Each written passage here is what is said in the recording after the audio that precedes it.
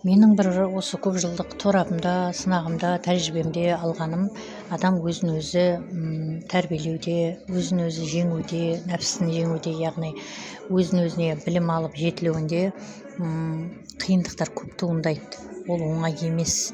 Өйткені біздің бұрынғы мінездеріміздің бәрі сол шытынап, айқай-ұйқаймен, біреуге ерегісіп, ашу-ызамен, қайткенде де біреуді жеңемін деп тұрсақ, онда бұл әлі де біздің өмірден осы жасқа дейін келіп, 100-дің жартысына келіп әлі де алмаған тәрбие алмағанымыз көрінеді. Біздің қазіргі мақсатымызда менің айтқым келетіні көпшілікті ұстанады деп ойлаймын. Біз көбіне көп дүниені кіргізіп, уайым қайғымен жанымызды жегідей жеп, мазалап, сол бір тықырықтан шыға алмай жүрегімізді тот басып жүрген халімізде жүрміз да. Негізінде біз шынайы болмысымызда барлық осы бір дүние мүліктің иесі Алла тағала екенін, осының бәрі қиындық жасап беріп отқан Алла екендігін, ол тарапта ол осы сынақ майданында біздің алаңға шығып, өзімізді әуелі жеңіп күресіп, сол өзімізді тәрбиелеген кезде небір нығметтердің келетінін түсіндіріп жатқанын мойындауымыз керек.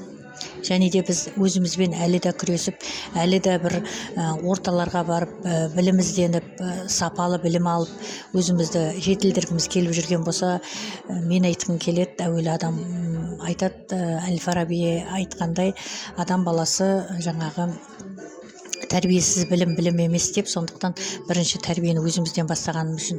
Және де біз осы жасқа келе отыра, біз ұрпағымыздың саналы болуын, оның сол бір ата-бабамыздан қалдырып кеткен небір білімдері, Мәшһүр Жүсіп атамыз болсын, Абай атамыз болсын, қара сөздері, Яссауи бабамыздың небір хикметтері, Арыстан баба атамыздың, Бекет атамыздың қаншама ұрпағына, шәкірттеріне берген білімі, бұның астарының бәрінде бір мән жатыр. Осы мәнді алуға келіп, өзімізбен бірге осы ұрпағымызға қалдыратындай амалымыз болу керек.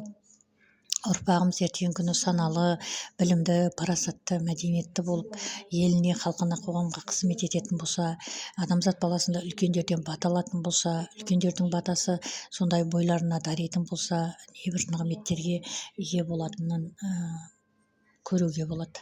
Және қазіргі біздің осы халімізде, осы бір ұрпағымыздың, ұлымыздың ұлықты, қызымыздың қылықты болуына үлес қосатын тек қана бізбіз. Сондықтан ең бірінші өзімізді түзей отыра, өзіміздің мінезімізді ретке келтіре отыра, ішкі болмысымыздың қандай екен шынайылығын байқай отыра, біз ұрпағымызға да сол тәрбиені береміз. Сонда отбасында береке болады, шынайы сыйластық, ауызбіршілік болады, ризық, несібе Алладан келеді, берекелі болатынына